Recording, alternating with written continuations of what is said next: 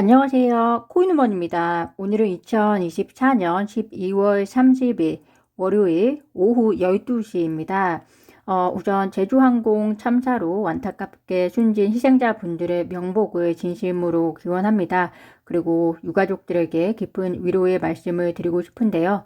추운 겨울에 혼란스러운 국정과 함께 이번 참사로 또 우리 국민들의 마음 역시 너무나 힘드실 것으로 생각이 됩니다. 부디 이 위기를 이겨내고 다시 한번 서로가 서로를 따뜻하게 위로하고 도울 수 있는 상식이 통하는 세상에서 살 수 있기를 기원하면서 오늘 영상 시작하겠습니다. 리플 XRP의 기술적 위치 먼저 보시겠습니다. 흰색 볼리저 밴드의 간격이 좁아진 다음에는 보통 브레이크아웃, 즉 돌파가 상방이든 하방이든 만들어지는 경우가 많은데요. 최근에 조정 분위기에서 드러나듯이 아쉽지만 아래 방향으로 가격의 방향이 결정된 모습으로 보입니다. 일단 3,083원에서 단기 저점을 찍고 약반 등의 성공을 한 모습이기는 하지만 노란색 상대 강도 지수 RSI가 22를 찍었다는 말은 다수 개인 투자자들이 공포감을 느끼고 있다는 의미이고 파란색 패닉 셀링 라인을 돌파하게 되면서 다수의 개인 투자자분들이 투매를 할 수 있는 상황 직전까지 와 있습니다. 빨간색 데드크로스까지 나온 상황이기 때문에 적어도 오늘, 내일까지는 상황을 더 지켜보시는 것이 좋겠습니다. 비트코인의 기술적 위치도 보시겠습니다. 흰색 무엇보다 대장주의 방향이 곧 알트코인들의 방향과 일치한다라고 해도 무방한데요. 비트코인 볼린저 밴드의 경우에는 완만하게 밴드 하단선을 타면서 흐르는 모습이고요. 노란색 RSI 역시 패닉 셀링 파란 선을 향하고 있는 모습입니다. 빨간색 비트코인의 일찌감치 데드크로스를 형성한 후부터 지속적으로 자금 유출이 확인되고 있는 만큼 단기적으로 봤을 때 신중한 투자를 그리고 중장기적으로 봤을 때에는 큰 그림을 그려나가면서 투자를 설계해 보시는 것이 좋겠습니다. 비트코인 가격 조정에 대한 여러 해석들이 있습니다. 투자를 오랫동안 하셨던 분들은 조정이 지속이 되면 좋을 때 또 지나치게 긍정적으로 접근했던 호재들에 대해서 조정기에는 또 가능성이 많지 않다는 식으로 탈바꿈이 되어서 기사가 도배가 되고는 하는데요.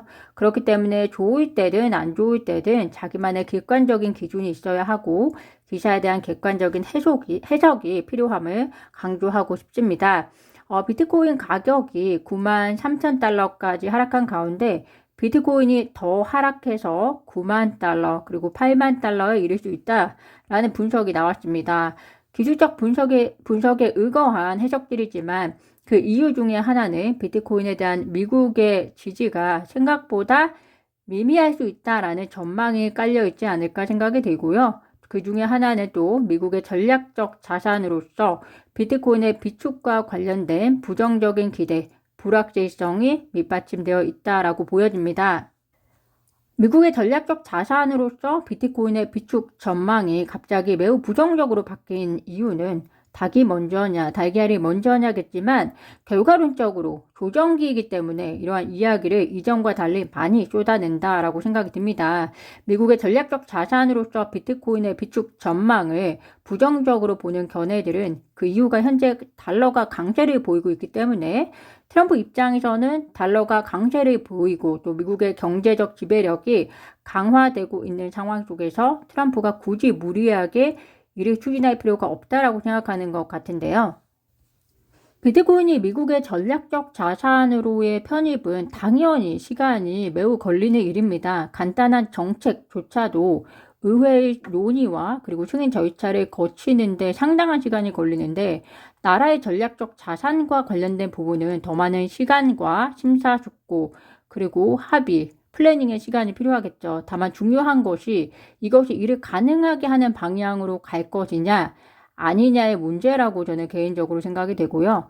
특히 미국이 강달러 및 경제가 좋다고 해서 비트코인의 전략적 자산으로서의 가능성이 낮아지는 것은 아니라고 생각이 듭니다. 왜냐하면 트럼프가 비트코인을 미국의 전략적 자산으로 하고자 했던 이유가 바로 부채 때문인데요. 부채가 계속해서 증가하고 있고 특히나 이 부채가 또 한도에 다다라서 1월 2일에 부채 한도를 증액하거나 폐지하지 않으면 미국 경제가 재정적 재앙을 맞이할 것이라는 시장 분석도 있습니다.